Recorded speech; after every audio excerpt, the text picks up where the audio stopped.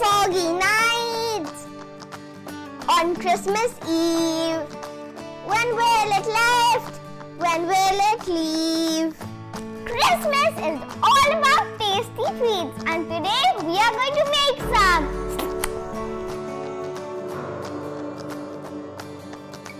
We are going to make some Christmas cones. First, you are going to take your whipped cream and green color.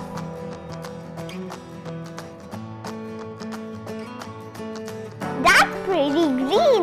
Let's decorate our cones.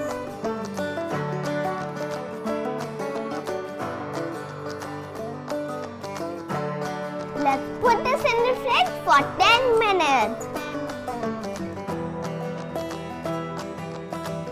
Sprinkle time!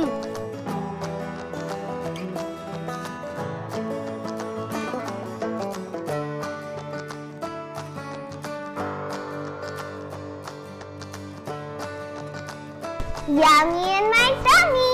Merry Christmas!